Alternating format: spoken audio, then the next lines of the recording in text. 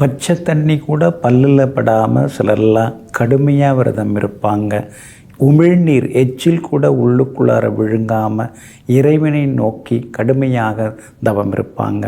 அதே மாதிரி சத்தியவிரதன் அப்படிங்கிற ஒரு அரசன், அவர் கடுமையாக விரதம் இருந்தார்.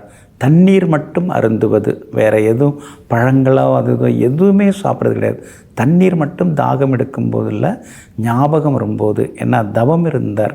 கடுமையாக அந்த மன்னன் தவம் இருந்தார். ஆற்றில் குளிக்கிறதுக்காக அந்த தவ காலத்தில் போய் இரு கைகளாலும் தண்ணீரை அப்படி எடுக்கிறார். அப்படி எடுக்கும் பொழுது அந்த தண்ணீரை அள்ளும் பொழுது சின்ன மீன் குஞ்சு அவருடைய கையில் அப்படியே தவழுது, நீந்துது. உடனே அது பேச ஆரம்பிச்சுது. பேச ஆரம்பித்தோடனே என்னை உன்னுடைய கமண்டலத்தில் போட்டுக்கோ அப்படின்னு சொல்லுது.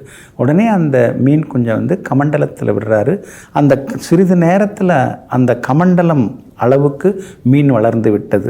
அடுத்ததாக அதை பெரிய பாத்திரத்துக்கு அந்த மன்னன் மாற்றுறாரு. அந்த பெரிய பாத்திரம் அளவுக்கு அந்த மீன் வளருது. குளத்தில் தூக்கி விடுறாரு, குளம் அளவுக்கு பெருசாகிடுது. அதுக்கடுத்தது கடலில் தன்னுடைய படையாட்களை அழைச்சிட்டு போய் எடுத்து விடுறாரு. கடலளவுக்கு பெருசாகிடுச்சு. சரி, இது இறைவனுடைய திருவிளையாடல் தான் அப்படின்னு சொல்லிட்டு எல்லாம் வல்ல பெருமாளை நினச்சி உடனே கைகூப்பி வணங்குறாரு. இறைவன் அவருக்கு காட்சி கொடுத்து பிரளயம் வருது, 7வது நாள் காப்பாற்றுவேன்னு சொல்லிட்டு அதே மாதிரி காப்பாற்றுகிறார். இதுக்கிடையில் அந்த மச்சாவதாரம் எடுத்து தான் இந்த உலகை எல்லாம் வல்ல பெருமாள் காப்பாற்றுறார். அப்போ அசுரன், அதாவது ஹயக்ரீவன் அப்படிங்கிற அசுரன் வேதங்களை எடுத்து கொண்டு போனதுனால அந்த வேதங்களையும் மச்சாவதாரம்க்கு எடுத்து உடனே அந்த அசுரனை அழித்து வேதங்களை எல்லாம் காப்பாற்றுகிறார். அசுரனை அழித்ததுனால அவருக்கு தோஷம் ஏற்படுகிறது. அந்த தோஷம் நீங்குவதற்காக சிவலிங்கத்தை பிரதிஷ்டை செய்து எல்லாம் வல்ல சிவபெருமானை வணங்குறாரு. மச்சாவதாரம் எடுத்த பெருமாள் சிவனை வணங்கினதுனால அவர் வணங்கின சிவனாக இருக்கிறதுனால அந்த சிவனுக்கு ஸ்ரீ மச்சபுரீஸ்வரர் அப்படிங்கிற பேர் வந்திருக்குங்க. இந்த திருக்கோவிலில் 55 கல்வெட்டு சான்றுகள் இருக்குது. இதெல்லாம் கதையெல்லாம் கிடையாது, இதெல்லாம் நிகழ்ந்த ஒரு வரலாறு.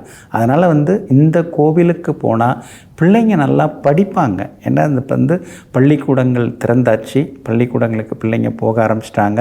புது பாடத்திட்டங்களையும் படிக்க ஆரம்பிச்சிட்டாங்க. பள்ளிக்கூடத்திலேருந்து தேர்ச்சி பெற்று கல்லூரிகளுக்கும் இப்போ அட்மிஷன்லாம் கிடச்சி எல்லோரும் செட்டில் ஆகியிருக்கிற இந்த நேரத்தில் உங்களுடைய பிள்ளைகளை இந்த கோவிலுக்கு அழைச்சிட்டு போனீங்கன்னா படிப்பில் அவங்களுக்கு ஆர்வம் வரும், அதிகமான மதிப்பெண்களை பெறுவாங்க. அதே மாதிரி குலதெய்வத்துக்கு போகாதவங்க, குலதெய்வ கோயிலுக்கு போகாதவங்க, குலதெய்வத்தை பாதியில் கும்பிடாமல் விட்டவங்க, குலதெய்வமே என்னன்னு தெரியாமல் இருக்கிறவங்கெல்லாம் இந்த ஸ்ரீ மச்சபுரீஸ்வரரையும் அதே போல் சுகந்த குந்தலாம்பிகைங்கிற அம்பாளையும் சேர்த்து வணங்கும் பொழுது அவங்களுக்கு அதெல்லாம் அந்த தோஷமெல்லாம் விலகும். ஏன்னா குலதெய்வத்தை நம்ம மறந்துடக்கூடாது. சிலர்லாம் அந்த அங்காளி சண்டை பங்காளி சண்டையில் போகாமல் விட்டுருவாங்க. அப்படி இருக்கிறவங்கெல்லாம் இந்த கோவிலுக்கு போய் வந்தீங்கன்னா குலதெய்வத்தினுடைய அருள் உங்களுக்கு கிடைக்கும். ஏன்னா மச்சாவதாரம் தான் முதல் அவதாரம், விஷ்ணு பகவானுடைய முதல் அவதாரம். அந்த விஷ்ணு பகவானே இங்கே அந்த தன்னுடைய சுய உருவத்தை அடைவதற்காக எல்லாம் வல்ல சிவபெருமானை பிரதிஷ்டை செய்து இங்கே வணங்கியிருக்கிறாரு. அதனால் நாம் போனோம்னா நம்முடைய பிரச்சனைகளுக்கெல்லாம் தீர்வு கிடைக்கும். இந்த கோவில் எங்கே இருக்குது அப்படின்னு பார்த்தீங்கன்னா தேவராயன்பேட்டை அப்படிங்கிற ஊரில் இருக்குது. அந்த ஊர் எங்கே இருக்குது?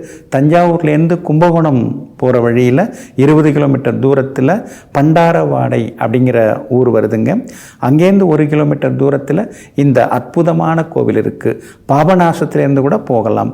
அப்படிப்பட்ட அருள்மிகு ஸ்ரீ மச்சபுரீஸ்வரரையும் சுகந்த குந்தலாம்பிகை அம்மையாரையும் சென்று அம்பாளையும் சென்று வணங்குவோம். அனைத்து நன்மைகளையும் பெறுவோம். நெஞ்சிற்கினியவர்களே, மங்கள வாரமாகிய இன்றைய நாள் உங்களுக்கு மகிழ்ச்சியையும் மன நிறைவையும் அள்ளித்தரும் சந்தோஷமான நாளாக அமையட்டும். மீண்டும் நாளை காலை ஆடி மாத ராசி பலன்களுடன் உங்களை சந்திக்கின்றேன். நன்றி, வணக்கம்.